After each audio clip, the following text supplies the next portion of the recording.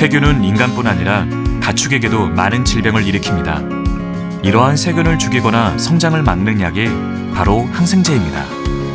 항생제가 개발된 이후 수많은 생명을 구할 수 있었습니다. 그런데 혹시 항생제 내성의 위험에 대해 들어보셨나요? 항생제에 내성을 갖는 세균에 감염되면 항생제가 효과가 없어져 흔한 감염에도 죽음에 이를 수 있는 위험성이 있습니다. 가축에서의 항생제 내성균 문제도 심각합니다. 지금부터는 전문가와 함께 축산 항생제 내성 문제에 관해 더 자세히 알아보겠습니다.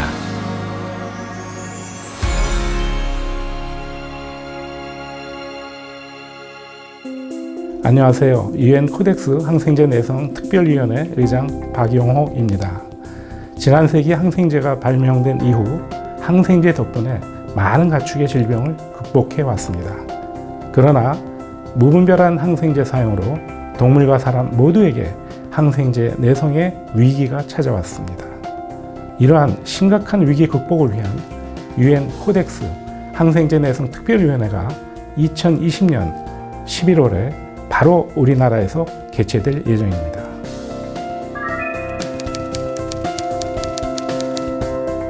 항생제 내성균은 국경을 초월하여 전파되므로 전 세계의 공중보건을 위협합니다.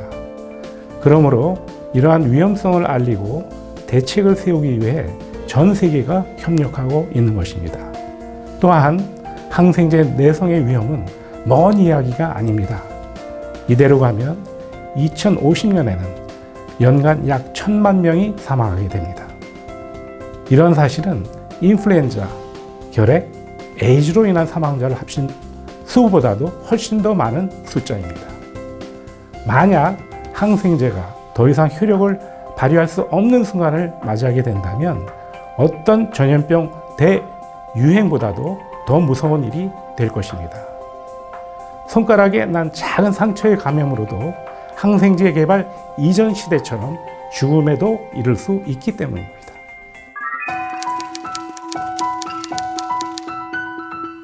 가축에서 생긴 내성균은 가축만의 문제가 결코 아닙니다. 가축이 가진 내성균은 축산 농장에서 일하는 모든 사람과 주변 환경, 식품을 통해 지역사회에 전파될 수 있습니다. 당장 나와 우리 가족의 문제가 될 수도 있단 말이죠. 게다가 가축에서도 생각보다 많은 양의 항생제가 사용되고 있습니다. 제2차 세계대전 이후 인구와 육류 소비가 대폭 증가했고 육류 생산성을 높이기 위한 성장 촉진제로서 항생제를 일상적으로 사용하게 되었습니다.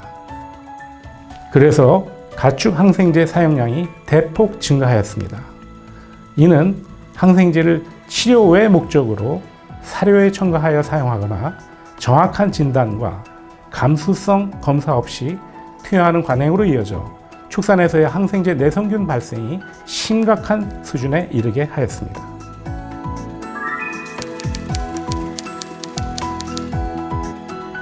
우리나라 축산 항생제 사용 현황도 매우 심각한 상황입니다.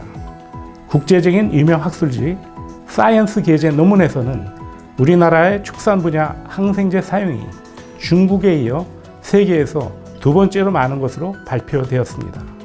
이에 따라서 항생제 내성률도 매우 높은 편입니다. 당연히 항생제 사용에 대한 소비자들의 불안도 클 수밖에 없습니다.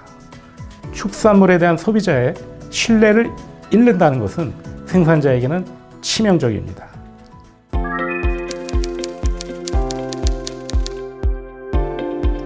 학계 연구에 의하면 실제로 축산 농가에서 항생제가 필요한 경우는 많지 않습니다. 무엇보다도 가축에서의 항생제 사용을 줄이면 항생제 내성균의 출현 확률도 낮아집니다. 그러므로 항생제 사용을 줄이는 것이 가장 우선입니다. 이를 위해서는 질병이 발생했을 때 수의사의 정확한 진단과 감수성 검사에 따른 올바른 처방이 중요합니다. 그리고 수의사의 처방 내용을 꼭 지켜서 항생제를 투여해야 합니다.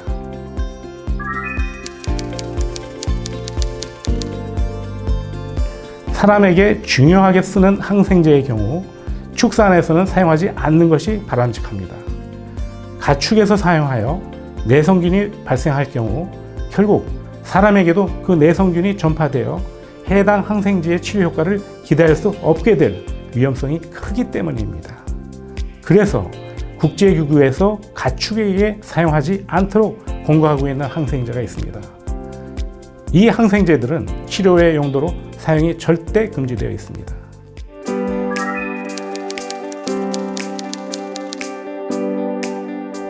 WHO 세계보건기구의 주도하에 각 국가들은 사람과 동물에서 사용되는 항생제 양과 내성균 현황을 모니터링하고 최소한의 항생제만 사용하고자 노력하고 있습니다.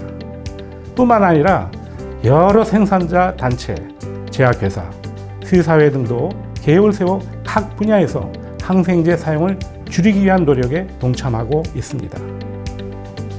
항생제 내성, 즉 저항성 있는 슈퍼박테리아의 출현은 인체 병원에서의 오남용이 가장 큰 원인이지만 가축 등 동물에서의 성장 촉진용이나 질병 예방 목적의 항생제 사용은 이를 통한 환경 오염 및 전파로 우리 모든 생활에 치명적인 영향을 줄 수 있습니다. 그러므로 사람, 동물, 환경에서의 항생제 감소를 위한 종합적인 원헬스 접근을 통한 공동 전략이 어느 때보다도 필요한 시기입니다. 소비자뿐이 아니라 동물 항생제를 직접 취급, 사용하시는 관련 종사자분들의 적극적인 동참이 요구됩니다. 지금까지 알아본 바와 같이 항생제 내성균 출현을 막기 위해서는 모든 분야의 협력이 필요합니다. 동물과 사람의 안전과 건강을 지키는 가축 항생제 신중 사용. 바로 지금 나부터 실천합시다.